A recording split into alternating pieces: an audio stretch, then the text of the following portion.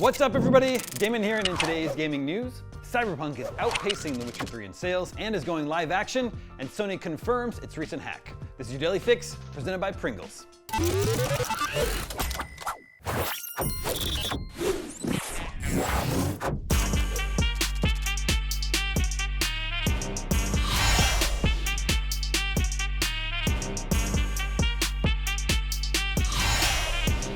CD Projekt aims to expand its Cyberpunk 2077 universe further with a mysterious live-action project. Announced today, the unnamed project is a collaboration between CD Projekt and Anonymous Content, the production company behind True Detective and Mr. Robot, as well as Academy Award-winning films like The Revenant and Spotlight. CD Projekt is working with Anonymous Studios head of television Garrett Kimball, director of development Ryan Schwartz, and chief creative officer David Levine, the latter of whom was previously HBO's EVP and co-head of drama for over 10 years, where he oversaw production of series such as True Detective, Westworld, and True Blood.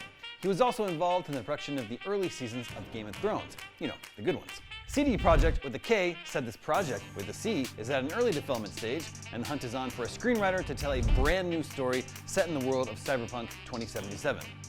The developer enjoyed huge success with its Netflix animated spin-off Cyberpunk Edgerunners, so it comes as little surprise to see the company expanding the franchise even more. While it's currently only being called a live-action project, since they're working with television executives, we can probably assume this will be a series. Here's hoping they can match the quality of Cyberpunk Edgerunners, which was incredible. But this isn't the only Cyberpunk news today. Cyberpunk 2077 has surpassed 25 million units sold, outpacing The Witcher 3 Wild Hunt. Speaking during the CD Projekt Red Investor Day presentation, President and CEO Adam Kaczynski announced the new figure, which is up 5 million from September last year. The Phantom Liberty expansion has also sold 3 million units within its first week. Kaczynski said this means Cyberpunk, which obviously struggled through a brutal launch, is outpacing The Witcher 3's performance.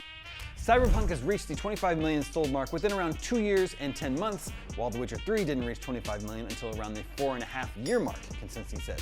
As for Phantom Liberty, 68% of copies were sold on PC, 20% were sold on PlayStation 5, and 13% on Xbox Series X and S. CD Projekt Red also shared that Cyberpunk's one and only expansion cost approximately $62.7 million to develop and approximately $21.6 million to market. Indeed, Cyberpunk 2077 is probably the greatest comeback story in all of gaming.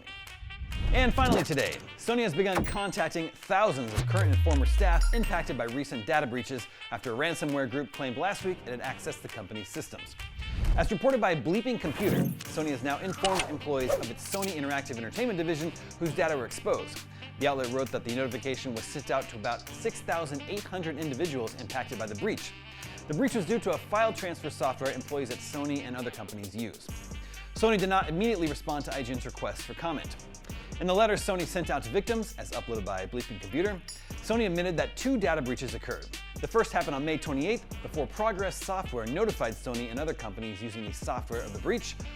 Sony would then discover a second breach on June 2nd when it detected someone initiating unauthorized downloads, which resulted in the company turning the platform offline until it fixed the vulnerability.